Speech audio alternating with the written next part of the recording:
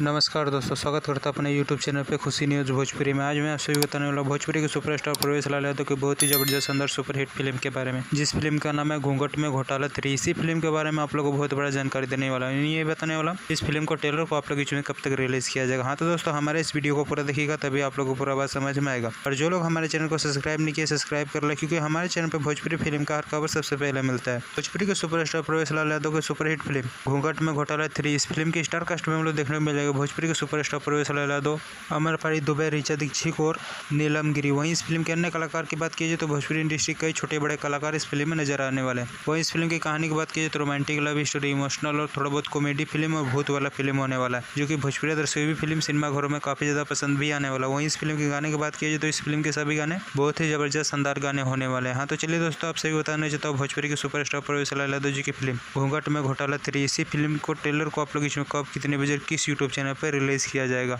Media report के माध्यम से बताया जा रहा है भोजपुरी के सुपरस्टार प्रवेश लाल यादव की सुपरहिट फिल्म घूंघट में घोटाला 3, इस फिल्म को ट्रेलर को आप लोग इसमें रिलीज किया जाएगा 22 अगस्त को सुबह 7:30 पे निरहुआ म्यूजिक वर्ल्ड के यूट्यूब चैनल पे। हाँ दोस्तों, इस फिल्म को ट्रेलर को आप लोग इसमें रिलीज किया जाएगा आज सुबह 7:30 पे निरहुआ म्यूजिक वर्ल्ड के यूट्यूब चैनल पे। एक बार जरूर इस फिल्म को ट्रेलर को देखिएगा, बहुत ही जबरदस्त शानदार ट्रेलर होने वाला है। हाँ तो दोस्तों, हमारे इस वीडियो को पूरा देखिएगा तभी आप लोगों को पूरा बात समझ। और दोस्तों, भोजपुरी के सुपरस्टार प्रवेश लाल यादव जी का वीडियो आप लोगों को पसंद आया, ज़्यादा से ज़्यादा लाइक करें, सब्सक्राइब करें। धन्यवाद दोस्तों।